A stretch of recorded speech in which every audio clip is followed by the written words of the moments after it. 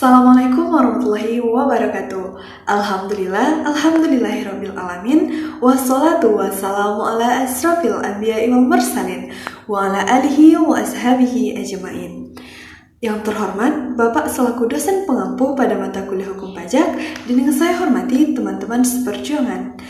Nah, peribahasa mengatakan bahwasanya tak kenal maka tak sayang. Nah, dari itu marilah kita kenalan, mana taunya aman.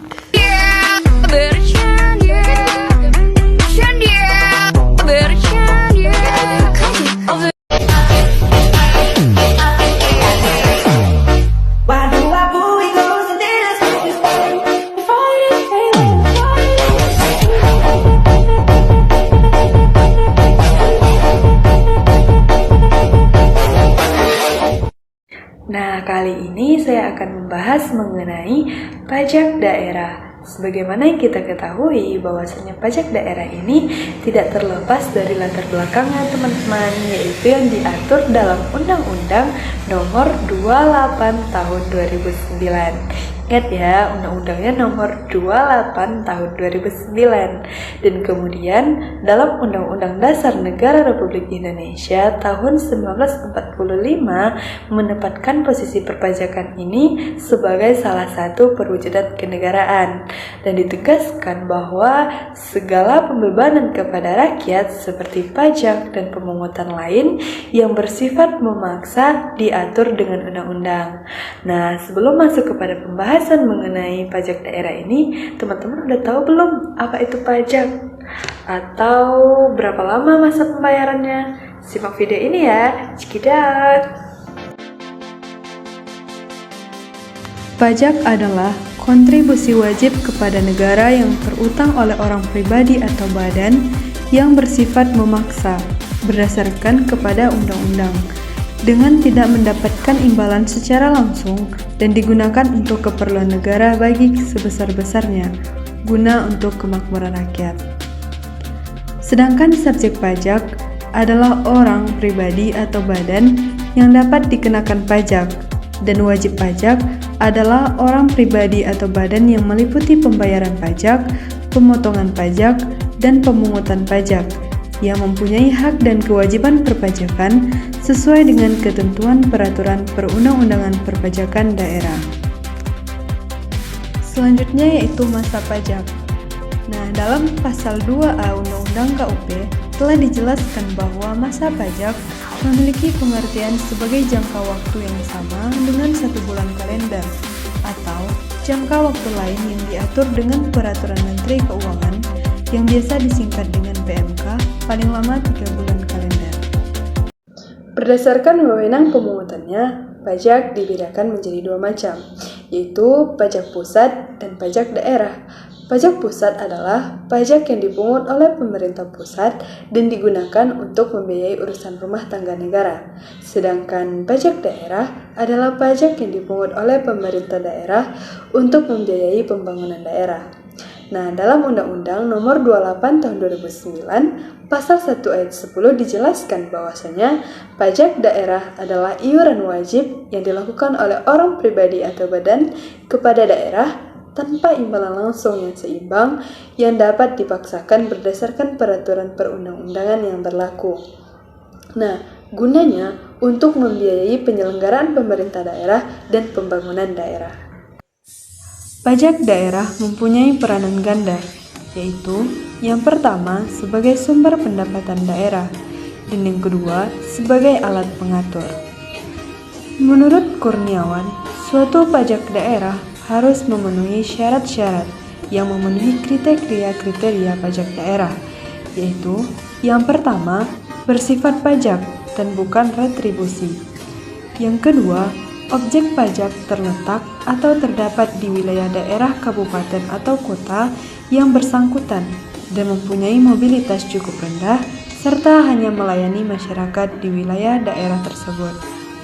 Yang ketiga, objek dan dasar pengenaan pajak tidak bertentangan dengan kepentingan umum.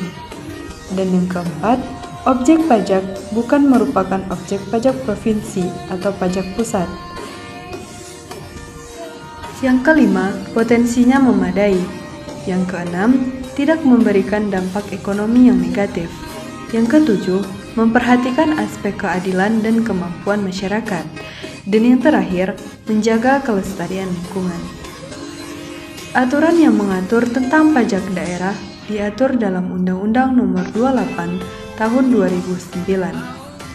Undang-undang ini memberikan dasar hukum bagi pemerintah daerah untuk mengenakan, mengatur, dan mengumpulkan pajak dan retribusi di wilayahnya. Undang-undang ini menetapkan beberapa jenis pajak daerah yang dapat dikenakan oleh pemerintah daerah. Yang pertama, pajak bumi dan bangunan. Pajak ini dikenakan kepemilikan atas pemakaian tanah atau bangunan di wilayah daerah. Yang kedua, pajak kendaraan bermotor. Yang ketiga, pajak hotel. Yang keempat, pajak restoran. Yang kelima, pajak reklame. Pajak ini dikenakan atas pemasangan atau penyiaran reklame di wilayah daerah. Nah, selain itu, aturan mengenai pajak daerah juga mencakup ketentuan mengenai objek pajak, subjek pajak, tarif pajak, administrasi pajak, dan sanksi bagi pelanggar. Proses pengaturan dan pengelolaan pajak daerah dilakukan oleh Badan Pendapatan Daerah di setiap pemerintah daerah. Mereka bertanggung jawab dalam melakukan pendataan, pemungutan, dan penyetoran pajak daerah. Selain itu, pemerintah daerah juga memiliki kewenangan untuk mengatur tarif pajak daerah yang sesuai dengan kondisi ekonomi dan keuangan daerah.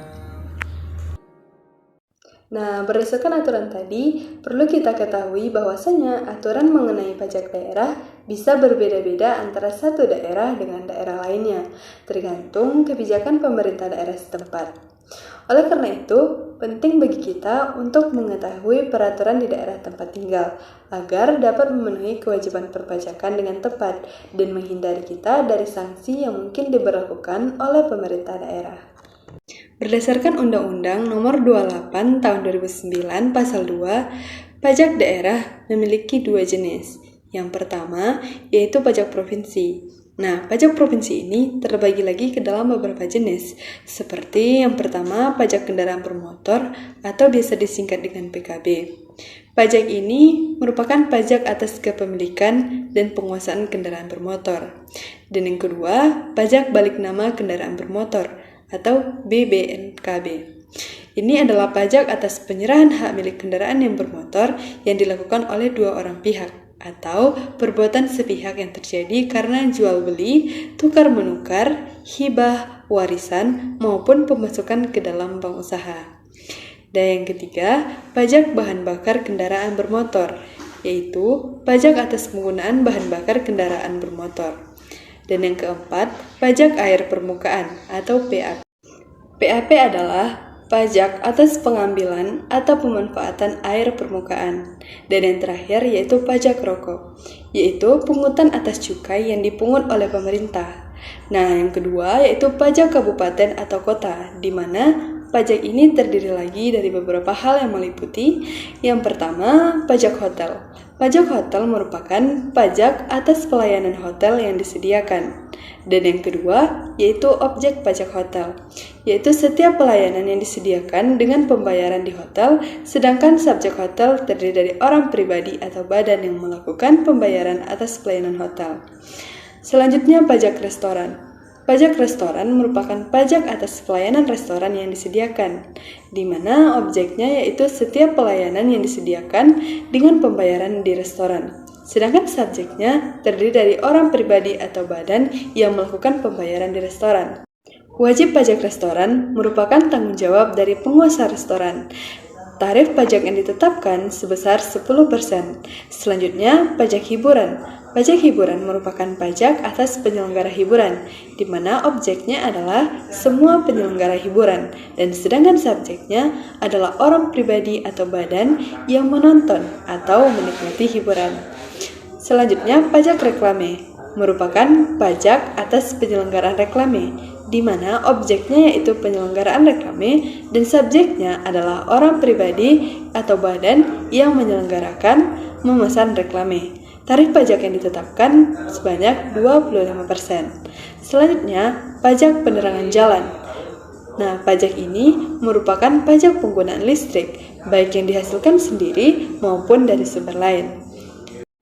Selanjutnya, pajak pengambilan bahan galian golongan C, yaitu pajak atas kegiatan pengambilan mineral bukan logam dan batuan, baik dari sumber alam di dalamnya dan permukaan bumi untuk dimanfaatkan. Selanjutnya, pajak parkir. Karena pajak atas penyelenggaraan tempat parkir di luar badan jalan, baik yang disediakan berkaitan dengan pokok usaha maupun yang disediakan sebagai suatu usaha, termasuk penyediaan tempat penitipan kendaraan bermotor. Selanjutnya, pajak air tanah. Pajak air tanah merupakan pajak atas pengambilan atau pemanfaatan air, atau biasa disebut dengan PPAT. Air tanah adalah air yang terdapat dalam lapisan tanah atau batuan di bawah permukaan tanah. Selanjutnya, pajak sarang burung walet adalah pajak kegiatan pengambilan atau pengusahaan burung walet. Selanjutnya, pajak bumi dan bangunan. Pajak bumi dan bangunan adalah pajak atas bumi atau bangunan yang dimiliki, dikuasai, atau dimanfaatkan oleh orang pribadi atau badan, kecuali kawasan yang digunakan untuk kegiatan usaha perkebunan dan pertambangan.